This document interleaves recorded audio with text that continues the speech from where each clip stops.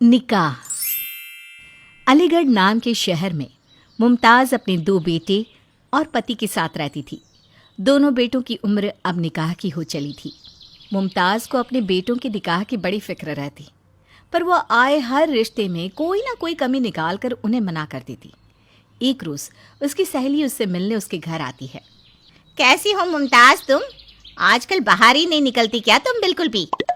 तेरा क्या है आबिदा, 3 बहुएं हैं तेरी, और मुझे आज भी रसोई में रोटियां बनानी पड़ती है। बहू आए तो ज़रा आराम हो। ये घुटनों के दर्द के कारण अब बाहर निकला भी नहीं जाता।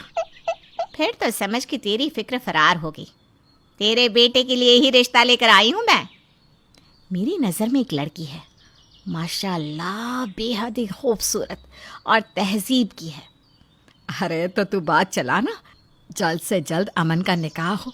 मैं अभी तो फ्री होना चाहती हूँ इन झंझटों से। खुदा करे ऐसा ही हो। वैसे जैसी तेरी हरकतें हैं ना, रिश्ता होना मुझे तो मुश्किल ही लगता है। मुमताज़ आबिदा की बताई लड़की को देखने उसके घर जाती है। और बेटा, कितनी पढ़ी लिखी हो तुम? ग्रेजुएट हूँ आंटी। और आगे पढ़ने का कोई शौक़ हो तो अभी ही बता दो। वो तो आप लोग जैसा कहें, पढ़ने कहेंगे तो पढ़ लूँगी, वरना नहीं। ये अच्छी बात है, पहले ही पूछ लिया। वो क्या है ना, वरना निकाह के बाद लड़कियों के अलग ही शौक़ सुनने को मिलने लगे हैं। आबिदा मुमताज़ को किनारे ले जाकर कहती है, तू हर रिश्ते में इतनी आनाकानी करेगी तो अमन का निकाह कैसे हो पाएगा? ये रिश्ता अगर हाथ से गया ना, फिर तो तौबा तौबा। मैं तो कभी तुझे दूसरा रिश्ता बताने नहीं आऊँगी। अरे तो क्या किसी भी लड़की को अमन की जोरू बना कर ले आऊँ? एक से एक रिश्ते बैठे हैं, हम छोटे मोटे लोग नहीं हैं। फिर तो तू ही देख ले। मुमताज़ वापस लड़की वालों के बीच जाकर बैठ जाती है। अब मुझे ये रिश्ता मंजूर है। तभी मुमताज़ की नज़र कमरे से आ रही परछाई पर पड़ती है। अंदर कमरे में कोई है क्या? जी हाँ, वो मेरी छोटी बेटी है। क्या आपकी एक और बेटी भी है? बुलाइए उसे। वो क्या है ना, मेरे 2 बेटे हैं। लड़की पसंद आ गई तो दोनों बेटों का निकाह साथ ही कर दूंगी। जोया कमरे से बाहर आती है। मुमताज़ को जोया पसंद आ जाती है। अमन और आदिल दोनों भाइयों का निकाह एक ही घर की 2 बहनों जोया और सबा से हो जाता है। सबा बहुत ही घरेलू किस्म की लड़की थी, जो ससुराल वालों के कहे पर चलने वालों में से थी, पर जोया ज़रा अलग थी। मैं सभी के लिए खाना बना देती हूँ जोया, तू घर का बाकी काम कर ले। पर अप्पी, मुझे कुछ टेस्टी बनाने का दिल कर रहा है। तू अब बच्ची नहीं रही जोया, तेरा अब एक शौहर है, ससुराल है। अपनी आदतों को बदल। मैं रसोई देख लूँगी, तू कपड़े धो ले और साफ़ सफाई कर ले। जोया यूट्यूब पर कूलिंग की वीडियो लगा के फ़ोन को दीवार के सहारे स्टैंड कर काम करने लगती है। तो ये सब सीख कर आई है अपने मायके से तू? तेरे अम्मी अब्बू ने यही सिखाया है तुझे? मुमताज़ की आवाज़ सुनकर सभी वहाँ आ जाते हैं। क्या हुआ अम्मी, अब ठीक तो है? हरकतें देखो इस जोया की। यह मसला तुम्हारी बीवी का है। तुम देख लो आदिल, मैं रेस्टोरेंट के लिए निकलता हूँ। वैसे भी आजकल काम मंदा चल रहा है। क्या हुआ अम्मी, क्या किया जोया ने? खाने की वीडियो देखती हुई काम कर रही है। क्या तमीज़ है बताओ तो? इतनी सी बात, या खुदा, मैं तो घबराई गया था अम्मी। तुम भी ना, घर का मसला है, तुम संभालो, मैं चलता हूँ रेस्टोरेंट। भले ही आदिल ने मेरी बात को नज़रअंदाज किया हो, पर मैं नहीं करूँगी जोया। अब से ऐसा नहीं होगा अम्मी, जोया ध्यान रखेगी। जोया को कुकिंग का बड़ा शौक था। वो खुद का रेस्टोरेंट खोलना चाहती थी और खुद के पैसों से लोगों की मदद करना चाहती है। इसी तरह कुछ दिन बीत जाते हैं। खाने के टेबल पर घर पर 2 बहुएं हैं, पर खाने का एक ही स्वाद कैसे? जोया कभी खाना क्यों नहीं बनाती? वो मैंने ही उसे मना किया है अम्मी, वो खाना जला देती है, आप खा नहीं पाएंगी। तो सिखाओ उसे, कल से वो भी एक वक्त का खाना बनाएगी। अब क्या होगा, जोया किचन में जाते ही अपने सपने की ओर झुकने लगेगी।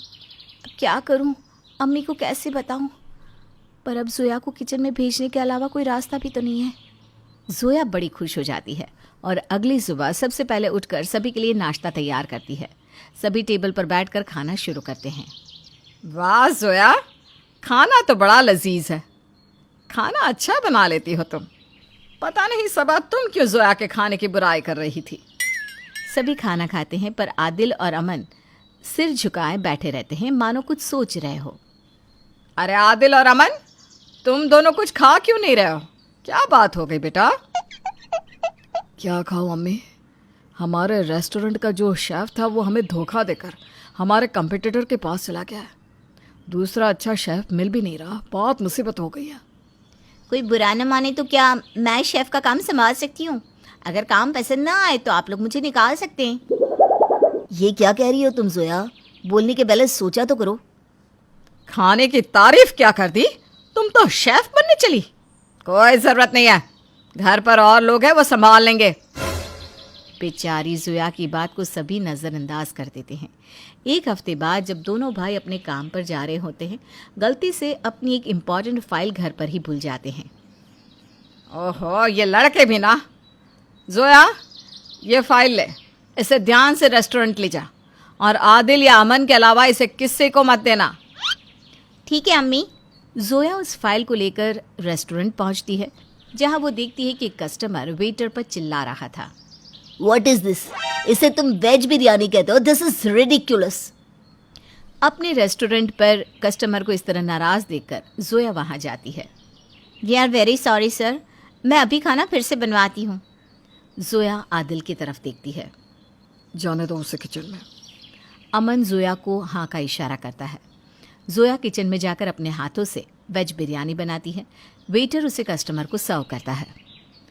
Oh my God, this is yummy. Wow, बहुत ही लाजवाब। मैं सभी को आपके रेस्टोरेंट आने की सलाह दूंगा। तभी आदिल किचन में जाकर जोया से कहता है, जोया, आज हमारी एक मीटिंग है। कुछ ही घंटों में क्लाइंट्स आते होंगे। अगर उन्हें तुम्हारा खाना पसंद आ गया तो एक बहुत बड़ा कॉन्ट्रैक्ट हमें मिल सकता है।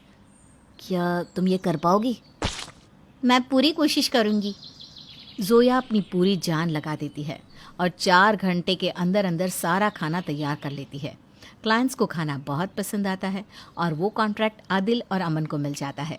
रात को मम्मी, आज जोया न होती तो शायद हम लोग सब खो बैठते। क्या वो हमारे रेस्टोरेंट में शेफ का काम कर सकती है? अब तुम लोगों को सही लगता है तो फिर ठीक है, पर घर का काम छूटना नहीं चाहिए। नहीं नहीं, नहीं छूटेगा अम्मी।